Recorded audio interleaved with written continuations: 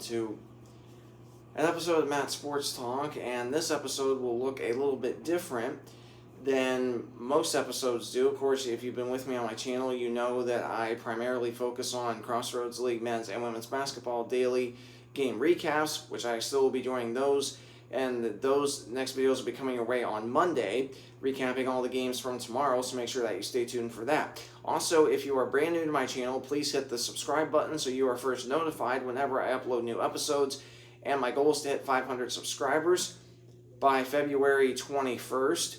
So make sure that you subscribe to my channel, and of course I think I'm sitting at 162 subscribers right now, so my goal is to hit 500.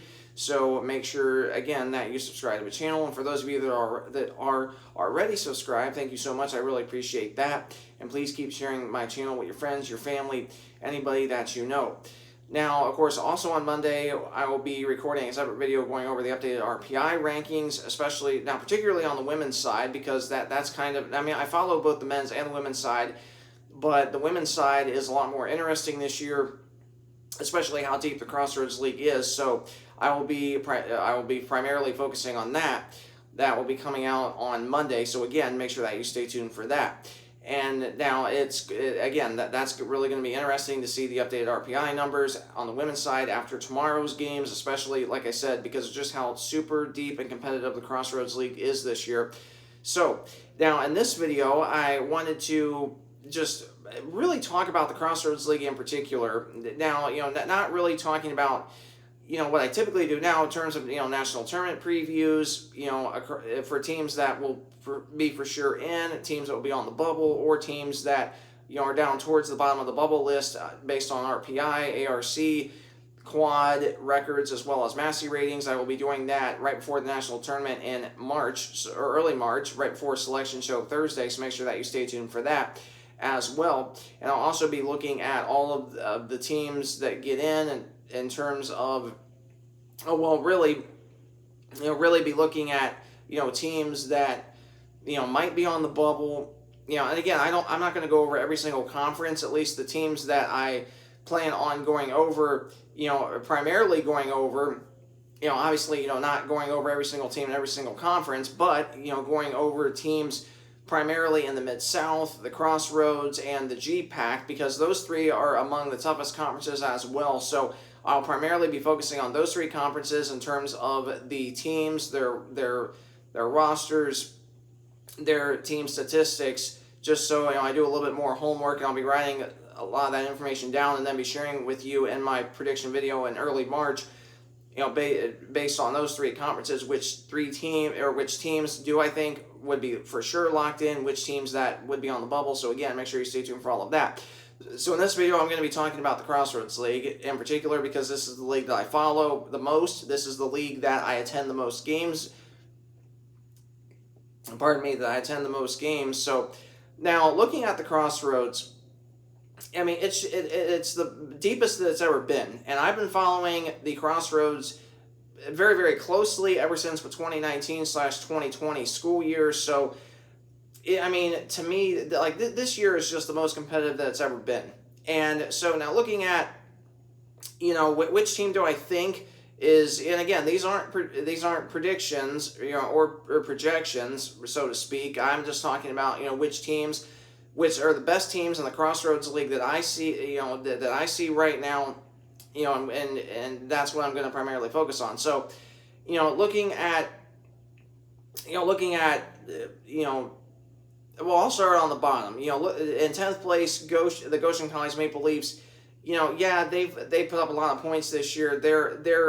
And I mean, I don't mean this in a bad way, but they definitely are, the team at the bottom of the conference that just, I don't really, they just aren't playing to their, I shouldn't say full level of potential, but they're really struggling this year, and they've lost so many players, and I at least to me, they are definitely, in my opinion, kind of the very last team in the conference, in last place. I definitely can see why. And looking at, teams that are 8th and 9th, you have, Mount Vernon Nazarene, that's down there, 1-5 in the conference. Goshen's 0-5 right now. Mount Vernon's 1-5 or 0-6 for Goshen because there's 12 conference games left, and 1-5 for Mount Vernon. 0-6 I think as well for Grace. So but looking at those three teams, Grace, Mount Vernon, Grace is just.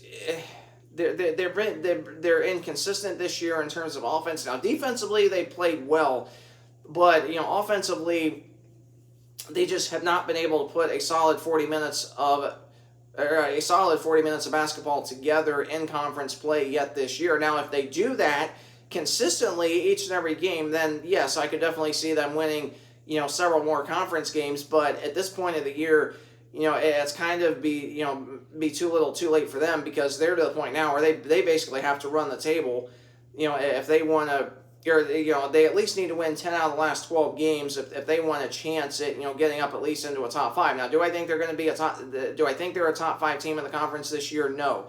Do I think that they're a team that is in the middle of the pack? Of course, I believe they were projected 7th in preseason. So do I think they're a 7th and 8th place team this year? Absolutely. Talent-wise, I think they're a lot better than that. But in terms of the inconsistencies, I just think they're probably ranked 7th or 8th in the conference. At least, just in my opinion, I think Goshen easily ranks 10th in the conference. I think Mount Vernon Nazarene, ranks, for sure 9th in the conference, just barely missing out on the Crossroads League tournament because only 8 Crossroads League teams make the league tournament. So. Do I think that Mount Vernon, Nazarene, and Goshen are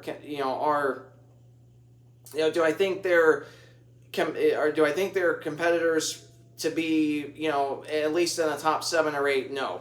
Mount Vernon, Nazarene, yeah, they have good size down low, but they struggle way too many. They struggle with way too many turnovers each and every game.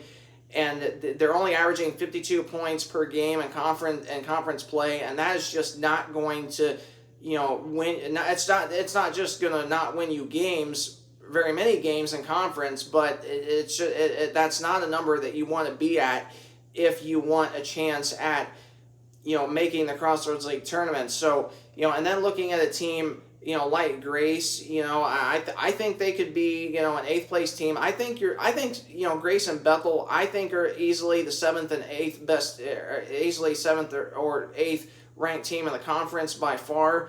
I think more so Grace probably will be down around that number 8 spot. Now again, these aren't projections. I'm just talking about teams that I personally would rank in the conference just on what I've seen so far.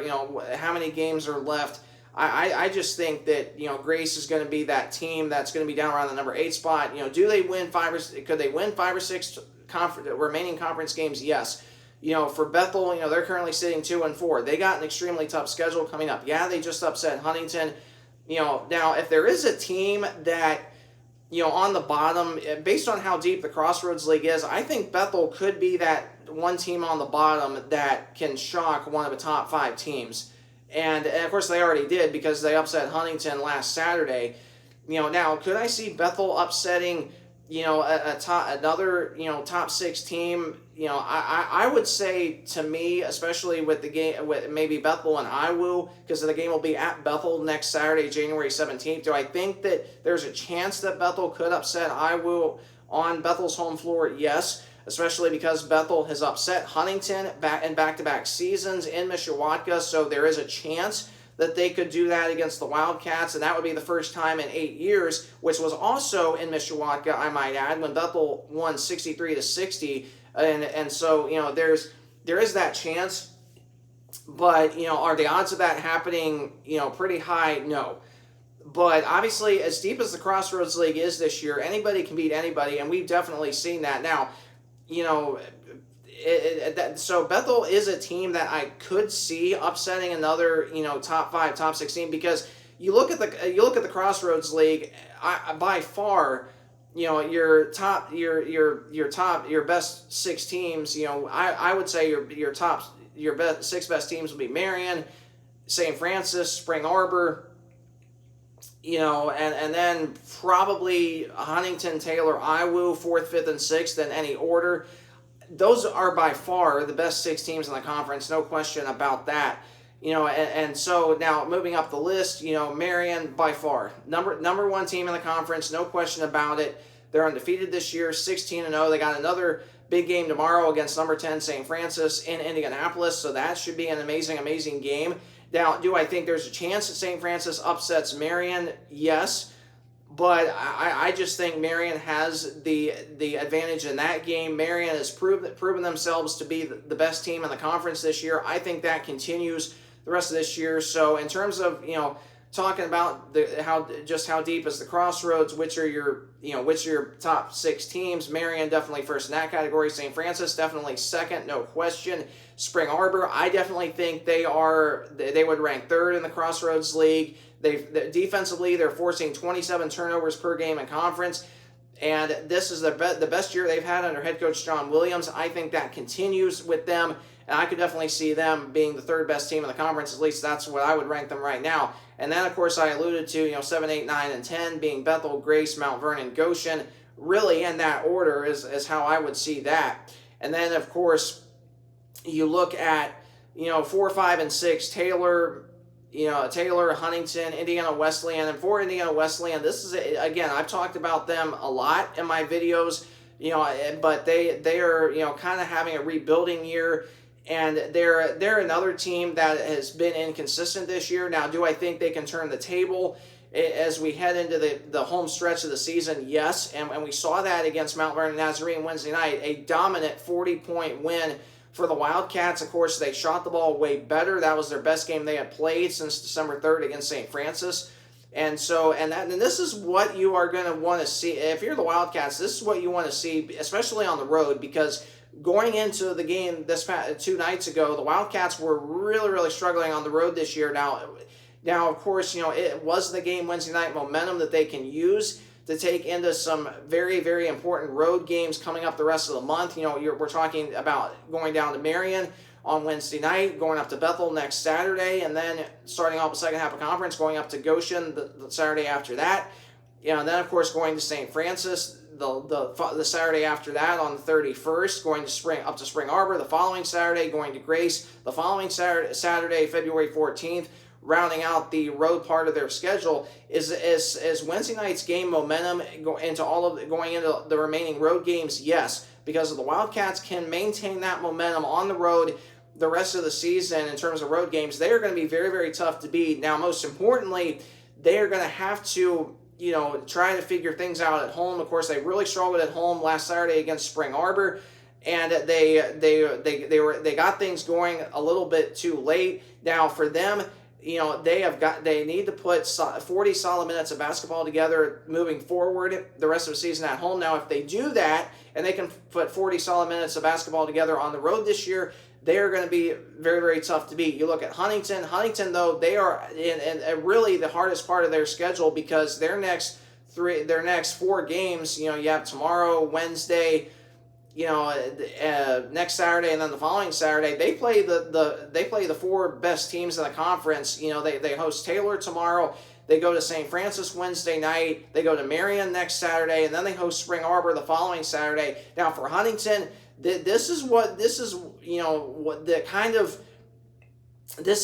kind of to the point to where we're just going to see just truly how good Huntington is this year. Now, are they still perfect on their home floor? Yes. But these next 4 games, this is going to be really crucial for them. And now they could easily lose the next 4 games and be 4-6 in conference going into the game at Mount Vernon Nazarene coming up January 28th, which is a game that I plan on being at, just to do a little bit of scouting on them before they go to Indiana Wesleyan the following Wednesday, which is another game that I plan on being at. So even though the Wildcats are at home January 28th, I'm going to take a little bit of a break, just for that game, and do a little bit of scouting on Huntington. And then, of course, for the remaining road games this month for the Lady Wildcats, I plan on, being at home. Of course, we're not able to go to each and every game of theirs, which is perfectly okay. That's perfectly fine, but I'm still going to, cheer them on from here at home, still pay attention to all the scores, pay attention to the other scores from all the other league games, and I'm definitely looking forward to that. That is for sure. And then, of course, you look at Of course I mentioned Huntington, mentioned Iwu, and then Taylor. Taylor, they just suffered an 18-point loss to St. Francis. This past Wednesday, 2 nights ago. Not a bad loss for the Trojans. Of course, they lost to Marion last Saturday. Not a bad loss either. So the Trojans, they've only lost twice this year. Both were to top 10 opponents. So really, really good losses. Great resume boosters for them. That is for sure. Now, do I see them, falling down as low as 6th? Possibly.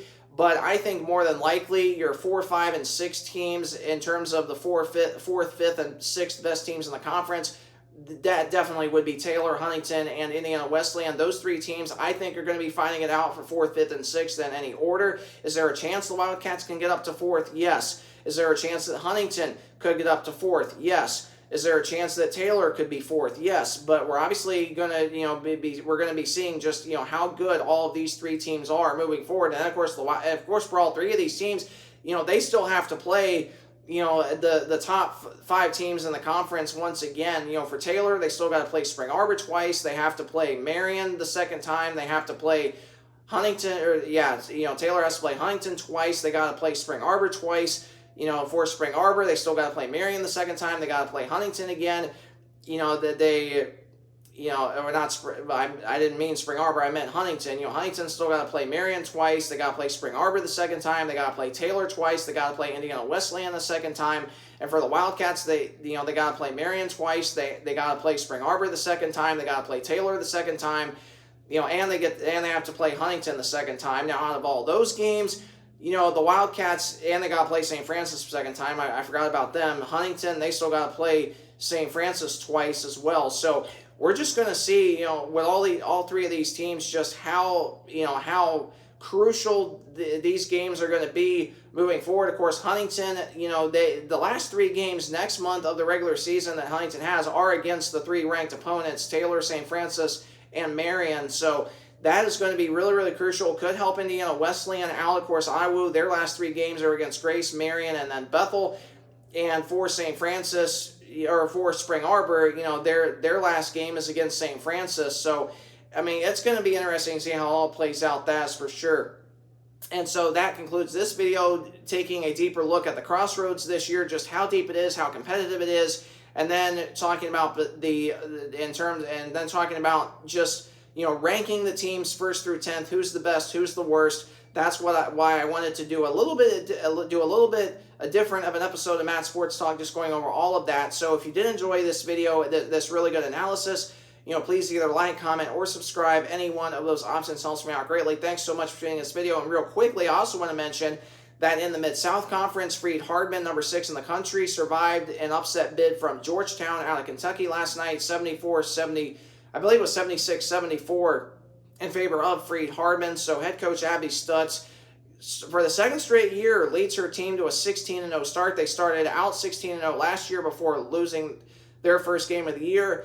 And they got another tough game on Saturday, or another tough game tomorrow, I should say, hosting number 10 Cumberland's, also at home in Henderson, Tennessee. So that's going to be really, really fun to see that. And of course, Abby, does such a great job leading her Lady Lions team. Her brother Drew is the head coach of Freed Hardman men's team. They're also ranked in the top 10. So it's going to, the Mid-South is just another super, super tough conference, that's for sure. The same with the G-Pack. So just wanted to add that in, just giving you a score. Of course, the only undefeated teams left in the whole entire NAIA are Marion and Freed Hardman, both 16-0, I might add. So obviously, I'm going to be paying attention to that, paying attention to Freed Hardman and Marion to see who loses their first game of the year, or if one of those 2 teams can stay undefeated. It's going to be interesting to see how all that plays out. So thanks so much for tuning into this video, and once again, if you did enjoy it or find it super helpful and informative, please either like, comment, or subscribe to my channel. I truly appreciate any feedback that you may provide me. Thanks so much for tuning